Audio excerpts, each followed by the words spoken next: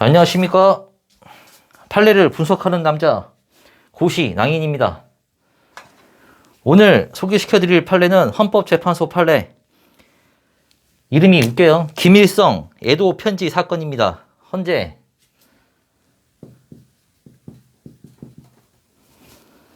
1999년 6월 24일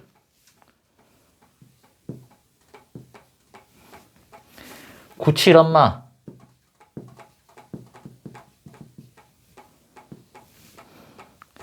이르고 김일성 애도 편지 사건. 이게 어떻게 된 거냐면요, 강원도 의회 의원이 김일성이 죽자 이제 김일성에게, 아니 김정은에게 김일성을 애도하는 편지를 보냅니다.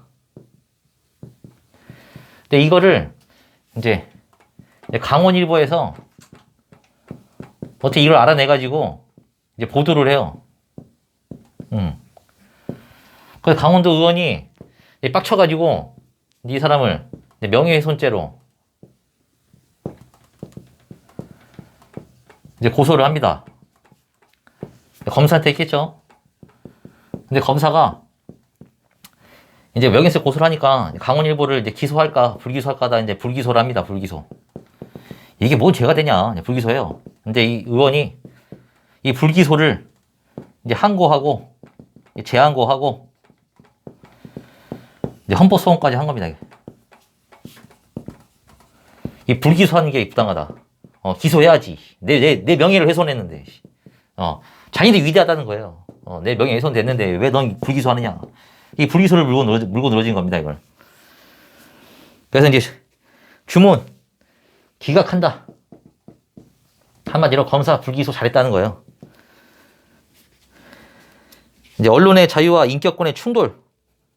이 사건은 도의회 의원이라는 공적 인물의 공적인 활동과 관련된 사실을 보도한 신문 기사가 명예훼손적 표현을 담고 있는 경우 헌법 제10조에서 도출되는 인격권으로서의 개인의 명예 보호와 언론의 자유의 보장이라는 상반되는 두 권리를 조정하는 한계 설정을 하는 것이 쟁점으로 된 사건이다. 한마디로 이 사람이 말하는 인격권, 그 다음에 이 강원일보가 얘기하는 언론의 자유, 둘 다 기본권이죠.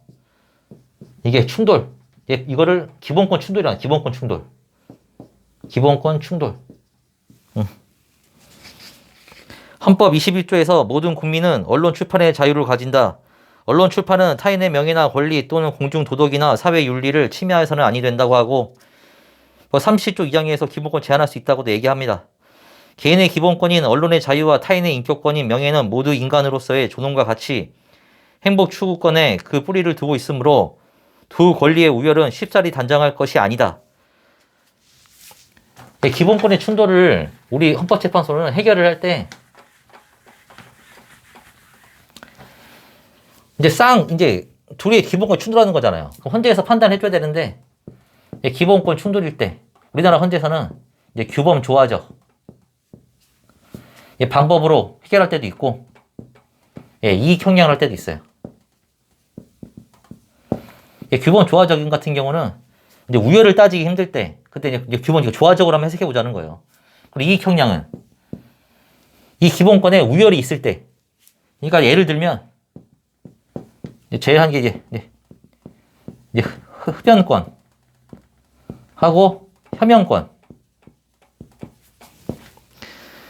여기서 이제 두 개 똑같은 권리로 사생활의 이제 자유를 댔어요. 근데 혐연권은 사생활 자유 플러스 하나 더 해주죠. 생명권까지. 그래서 이게 더 크다는 거예요. 혐연권을 손에 들어줬어요. 그러니까 이게 바로 이익형량. 그러니까 이익형량이 가능한 기본권이 있고 이익형량이 가능하지 않은 기본권이 있는데 여기는 두 권리의 우열은 쉽사리 단정할 것이 아니라 했어요. 그러니까 이게 잘 안 된다는 거죠, 이게. 개인의 언론 활동이 타인의 명예를 훼손하는 경우 행위자와 피해자라는 개인 대 개인 간의 사적 관계에서는 언론의 자유보다 명예보호라는 인격권이 우선하나. 예. 개인과 개인 관계에서는 인격권이 이렇게 우월하대요.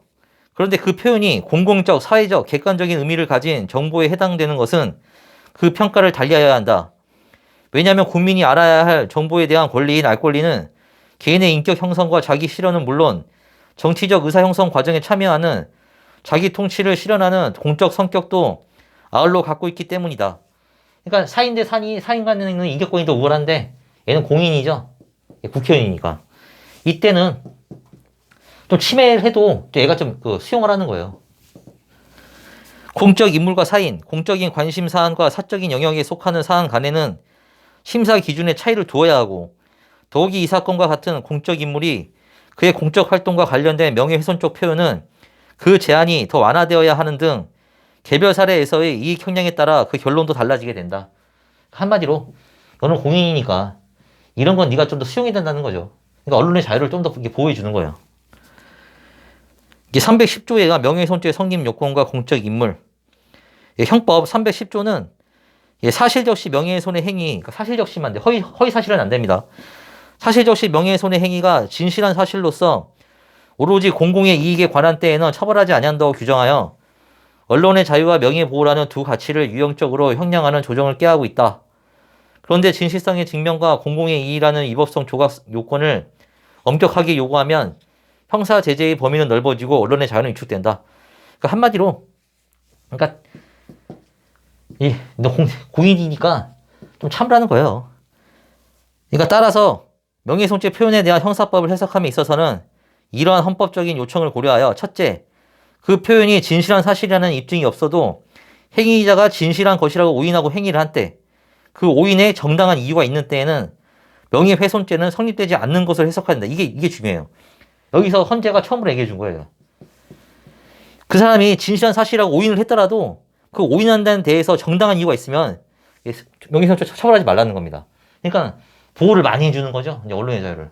우리나라는 역사적으로 이 언론이 많이 억압을 당해가지고 이제는 헌재가 언론의 자유를 좀 넓게 보여줍니다.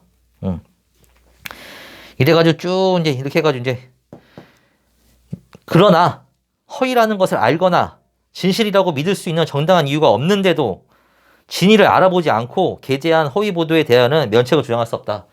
예, 그죠? 그런 거 보여주면 안 되겠죠. 허위인지 알면서 막 해가지고 나 언론의 자유니까 보여달라 이런 건 안 되겠죠. 그래서 이제 언론의 자유 손을 들어줬습니다. 그러니까 불기소 처분한 거는 정당하다. 합헌. 이제 불기소 처분 합헌한 건 이제 조선민주주의 인민공화국 김정일 인민군 총사령관 귀하 안녕하셨습니까?